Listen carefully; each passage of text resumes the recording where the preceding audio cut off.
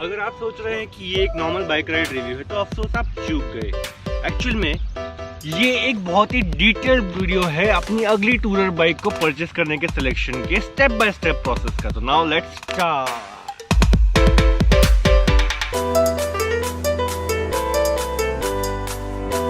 Hey guys, welcome to another video of स्नीक ज़िक। पिछले वीडियो में मैंने आपको दिखाए थे 11 न्यू बाइक चॉइसेस जो मेरी अगली बाइक बनने के लिए शॉर्टलिस्ट मैंने किए थे। मुझे जो बाइक्स पसंद है मार्केट में अवेलेबल बाइक्स में से, उनमें से 11 बाइक्स को मैंने शॉर्टलिस्ट किया था और आपको अपने पिछले वीडियो में एक्सप्लेन किया था कौन सी बाइक मुझे ज़्यादा फेवरेबल लग रही है, कौन सी कम। इस वीडियो में मैं आपको ड्राइव करके बताने वाला हूँ और रिव्यू देने वाला हूँ KTM की 390 एडवेंचर टूरर बाइक का।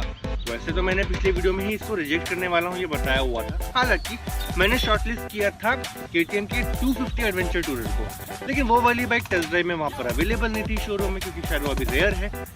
डिस्प्ले में उनके पास है पर टेस्ट ड्राइव में नहीं है। तो उन्होंने मुझे सजेशन दिया कि 390 एडवेंचर टूरर को एक बार ड्राइव करके तो देखो। इसके अलावा उन्होंने बताया कि लुक एंड फील तो उसमें समझ में आ जाएगी और 250 सीसी की पावर अगर समझनी है तो कोई दूसरी बाइक भी है 250 सीसी की, वो चला करके देख लेना क्योंकि इंजन भी सेम है। So I agreed and I tried this 390 adventure tourer and that was an amazing and I was surprised। मेरा कुछ ऐसा एक्सपीरियंस मैंने पाया है एडवेंचर टूरर 390 के साथ में जो मैं आप लोगों के साथ शेयर करूंगा। You will have a lot of fun knowing how amazing I felt with the 390 adventure tourer. वैसे तो ये वाली बाइक एक्सपेंसिव भी बहुत ज़्यादा है, पावरफुल भी बहुत ज़्यादा है, बट क्या ये वर्दी है?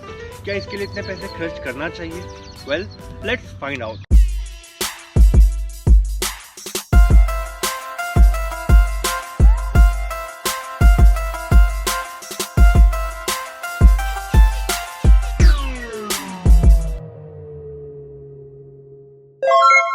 इस बाइक को मैंने बहुत अच्छे डिस्टेंस पर ड्राइव किया, मिक्स्ड रोड कंडीशंस में भी ट्राई किया।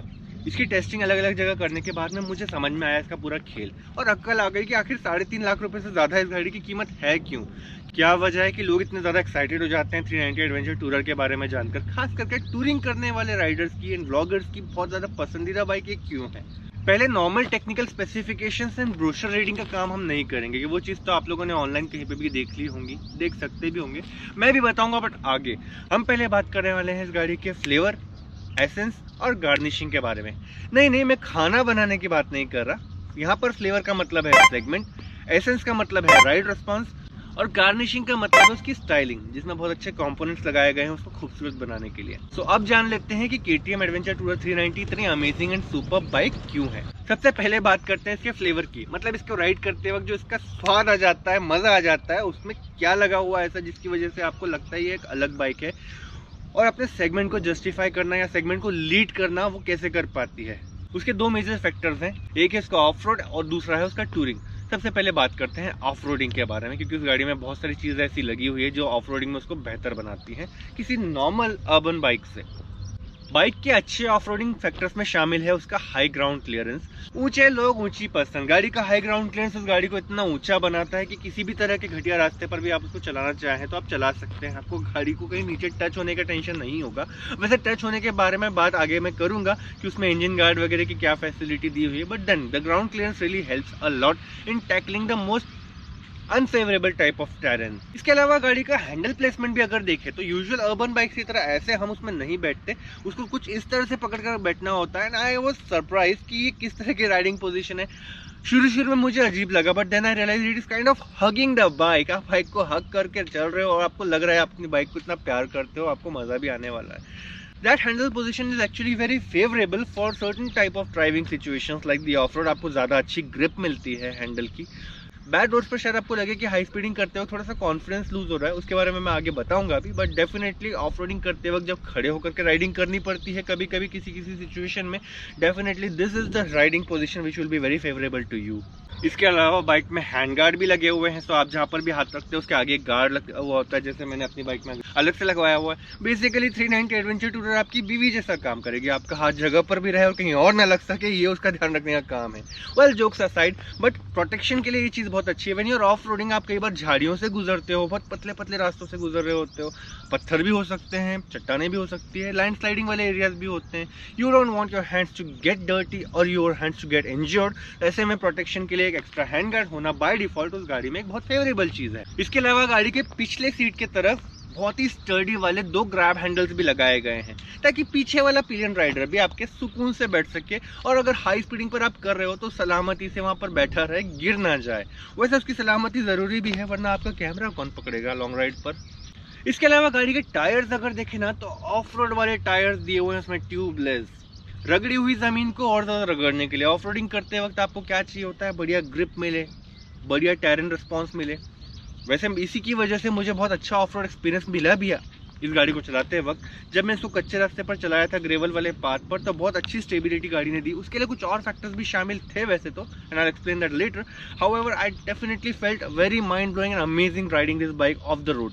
इतना अमेजिंग मैंने कभी भी इस तरह के रास्तों पर किसी बाइक को चलाते हुए फील नहीं किया था, और उसी वजह से मैं ऑलमोस्ट सोच बैठा था कि यार ये गाड़ी तो मैं बुक कर डालूंगा, लेकिन फिर मेरा हाथ किसी ने पकड़ा और मुझे रोक लिया।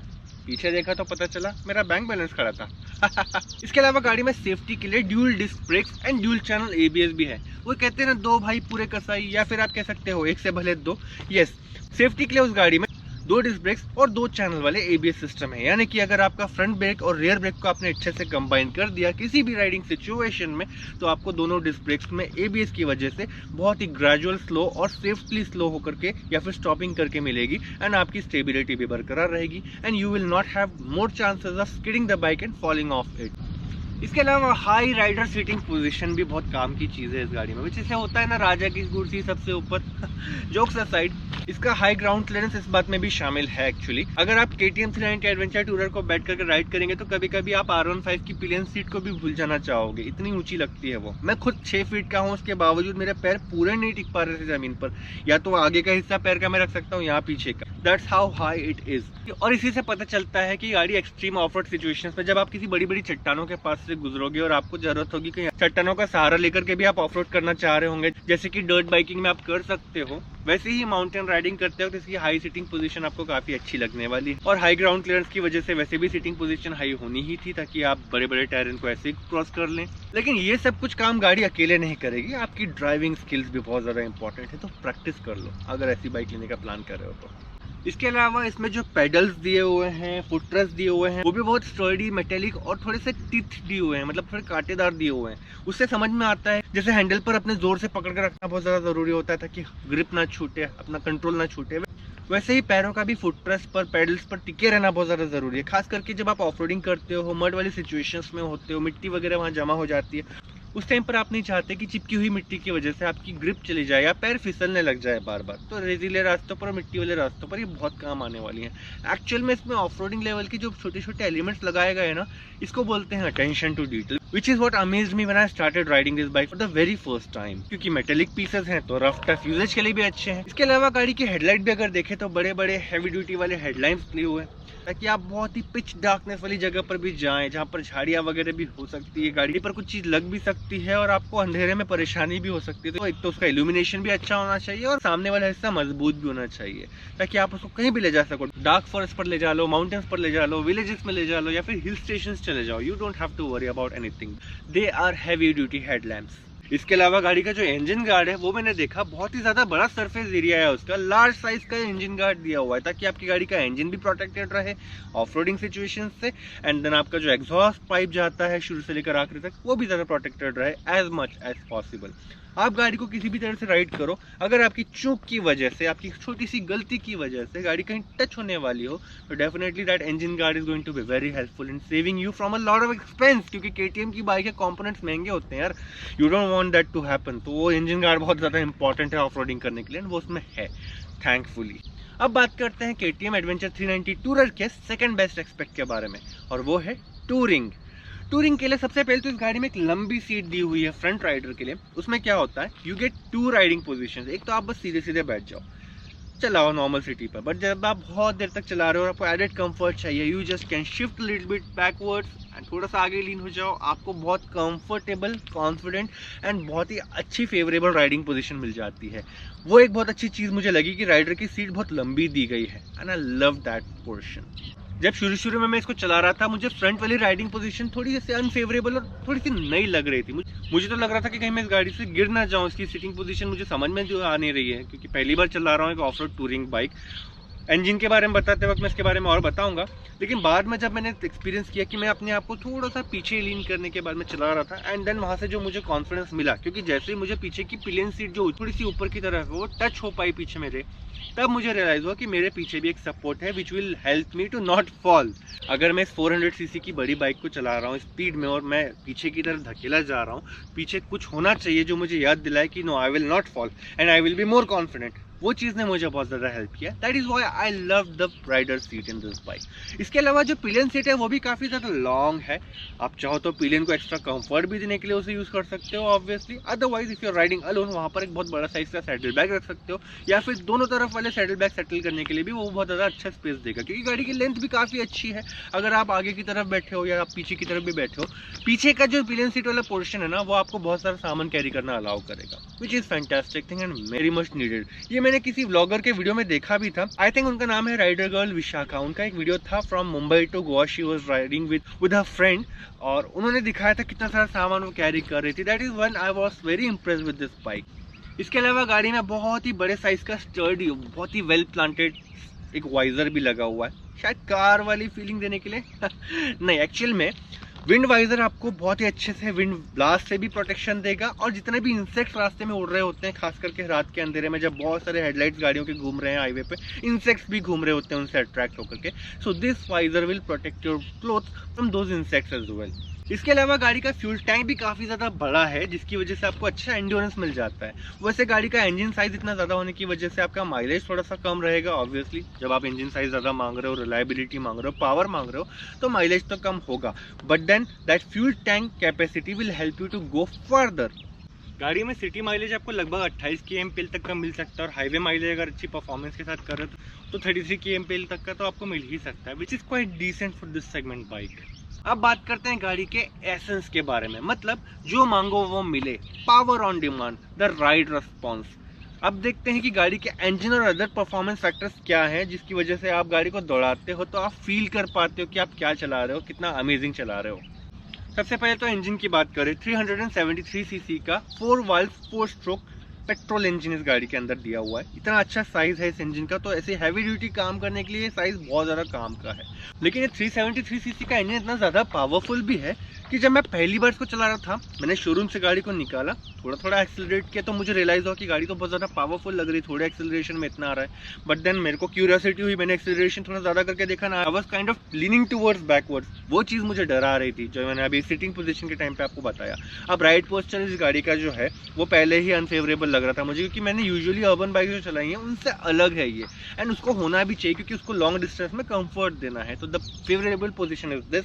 उसके अलावा ऑफ रोडिंग भी करवानी है, तो again favourable position is this. अब ये फेवरेबल पोजीशन ऑफ रोडिंग के लिए और टूरिंग के लिए ठीक है, लेकिन मैं तो off roading and touring usually करता नहीं। दूसरा, मैं आया हूँ छोटी बाइक से, 150 सीसी रोज चलाता हूँ, 200 एंड 250 सीसी मैं हैंडल कर सकता हूँ, बट सीधे 373 सीसी का इंजन मैंने जब हैंडल किया तो मुझे रियलाइज हुआ ये बहुत ज़्यादा पावरफुल इंजन है। और पहली बार चलाने पर ही मैं बहुत ज़्यादा एक्सेलरेट उसको कर नहीं पा रहा था, मुझे कम से कम 5-10 मिनट का वक्त लगा उसको चलाते हुए, उसके साथ यूज टू होने में और उसका एक्सेलरेशन को समझने में। That was the level of its power output की बात करें तो 43 PS का पावर बहुत ज़्यादा है लिटरली। ये नॉर्मली एक ऐसी बाइक है जो बहुत ज़्यादा बड़ी स्पोर्ट्स बाइक भी नहीं है, बहुत बड़े इंजन वाली कोई महंगी ऑफ रोड बाइक भी नहीं है, एक मिडिल सेगमेंट की ऑफ रोड बाइक है। आई नो लगभग 3.5 लाख रुपए ज़्यादा कीमत होती है यूजुअल बाइक से, बट ऑब्वियसली पूरे मार्केट में और बहुत ज़्यादा महंगी गाड़ियाँ भी अवेलेबल हैं, तो ये उतनी महंगी भी नहीं है। लेकिन इस सेगमेंट में जो नॉर्मली कोई भी खरीदने के बारे में सोच सकता है, ऐसी बाइक में 43 PS का पावर होना बहुत ज़्यादा होता है। और ये 43 PS का पावर आउटपुट आपको कब पता चलता है? जब आप हाईवे पे होते हो। This bike is actually highway king. आपको महंगी स्पोर्ट्स बाइक हाईवे पर उतनी ज़्यादा नहीं नजर आएंगी, लेकिन ऐसी बाइक हाईवे पर ज़्यादा नजर आ सकती है, क्योंकि ये बाइक थोड़ी ज़्यादा अफोर्डेबल है comparing to the expensive ones obviously. And then the 43 PS power allows you to go from 0 to 100 very quickly. This is actually by far my fastest 0 to 100 bike I have ever driven. मैंने Interceptor 650 जब चलाई थी ना, उसमें भी power output अच्छा था, लेकिन इतने जल्दी तो 0 to 100 वो भी नहीं पहुंची थी बिकॉज ऑफ इट्स वेट। पूरी मेटेलिक बाइक है वो एक क्रूजर बाइक है। This was more like a sports bike design. और दूसरा, ये ऑफ रोड टूरर है, लाइट वेट भी है, थोड़े प्लास्टिक और थोड़े मेटेलिक कंपोनेंट्स इसमें है। इसका acceleration design by KTM is so nice. 43 PS का अमेजिंग एक्सपीरियंस आप तुरंत ले सकते हो राइट फ्रॉम द बिगिनिंग, मतलब फर्स्ट गियर से ही। इसके अलावा इसका टॉर्क 37 Nm का वो भी बहुत ज़्यादा है और बहुत ज़्यादा फेवरेबल भी है। आपको क्रॉलिंग करनी है, क्लाइंबिंग करनी है, हाई स्पीडिंग पर जाना है या फिर लो एंड टॉर्क पिकअप चाहिए है शहर में, वो भी सब ये हैंडल कर सकती है। And what not, this can do a lot of things for you. High torque होने का अपना ही अलग मज़ा है।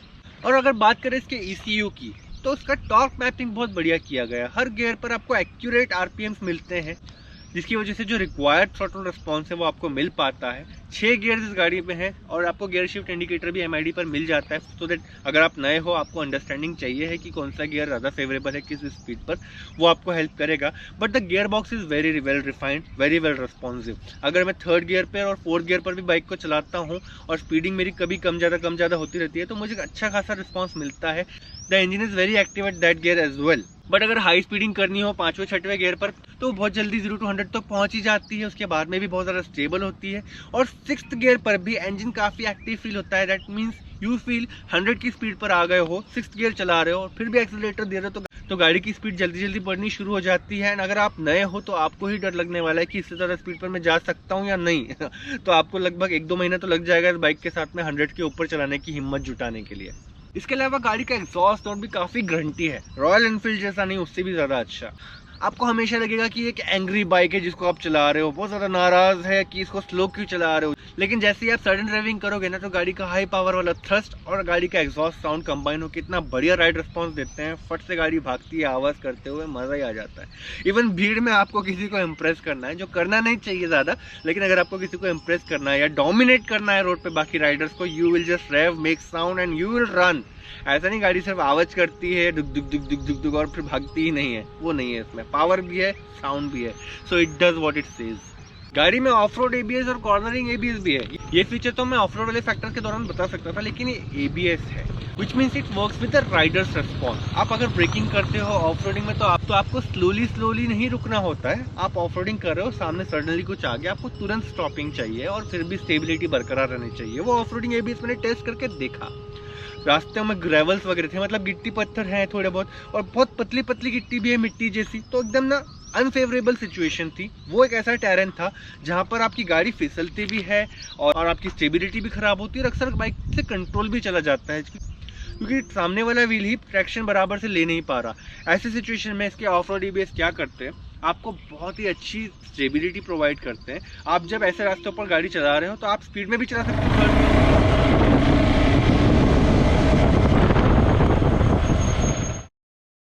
सस्पेंशंस के बारे में अगर बात करें तो मेरी मिक्स टाइप की फीलिंग है।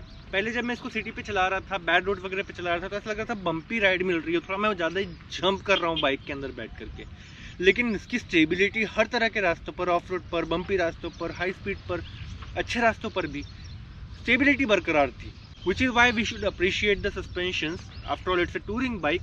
लेकिन अगर खराब रास्तों पर आप इसके साथ स्पीडिंग करने का प्लान करो और अगर आप नए हो, तो डेफिनेटली आपके कंट्रोल खोने के चांसेस बहुत ज़्यादा हो जाते हैं, क्योंकि सस्पेंशन थोड़े जंपी तो लगते हैं वहाँ पर। तो बेहतर होगा अगर आप इसको ऑफ रोड में चलाओ, डिसेंट स्पीड पर, 40-50 वाली स्पीड पर ऑफ रोड में चला सकते हो, और बहुत लो स्पीड पर क्रॉलिंग कर रहे हो तो भी आप इसको एंजॉय कर सकते हो। अगर आपको अच्छी स्पीड एंजॉय करनी है इसके सस्पेंशन के साथ, इसके 373cc इंजन की, अच्छा रास्ता, हाईवे वाला रास्ता, वहाँ आपको ज़रा मज़ा आएगा।